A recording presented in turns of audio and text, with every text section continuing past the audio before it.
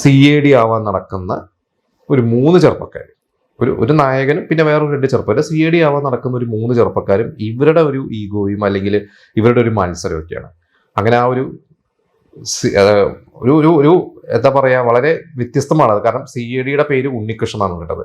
ഒരിക്കലും ഒരു CADക്ക് അങ്ങനെ ഒരു പേര് നമ്മൾ കേട്ടിട്ടില്ല. വളരെ ഗാംഭീര്യമുള്ള ഒരു പേരോ അല്ലെങ്കിൽ ഭയങ്കര മോഡേൺ ആയിട്ടുള്ള പേരാണ്. ഇതൊരു പേര് കേൾക്കുമ്പോൾ ഒരു പാവത്താൻ Unnikrishnan, CAD Unnikrishnan, BA B.Ed, അങ്ങനെ ഒരു പേരാണ് ഇവർ ആദ്യം ഏകദേശം ഉണ്ടാക്കിയത്.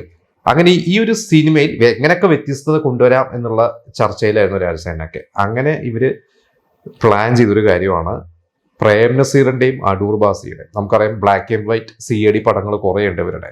അതിലെ ചില സീനുകൾ പഴയ അന്നത്തെ നിർമ്മാതാക്കളുടെ അടുത്ത് നിന്നൊക്കെ റൈറ്റ്സ് ഒക്കെ മേടിച്ച് CAD ഉണ്ണികൃഷ്ണൻ സിനിമ അന്ന് പ്രേക്ഷകർ ആദ്യമായിട്ട് കാണാൻ പോയപ്പോൾ, തിയേറ്ററിൽ പോയപ്പോൾ അവർക്ക് വളരെ ഒരു പുതുമയായിരുന്നു. കാരണം ആ സിനിമ ഓപ്പൺ ചെയ്യുന്ന ടൈറ്റിൽസ് കാണിക്കുമ്പോൾ തന്നെ പ്രേം നസീറും അടൂർ ബാസിയും, ആ ഒരു 3 മിനിറ്റ് 4 മിനിറ്റ് ടൈറ്റിൽസ് മുഴുവൻ, അതായത് പ്രേം നസീറിന്റെ അടൂർ ബാസിയുടെ ഒന്നും സിനിമകൾ, ബ്ലാക്ക് ആൻഡ് വൈറ്റ് സിനിമകൾ തിയേറ്ററിൽ പോയി കാണാൻ പറ്റാത്ത ഒരു ജനറേഷൻ അതൊരു ഭയങ്കര കൗതുകമായിരുന്നു.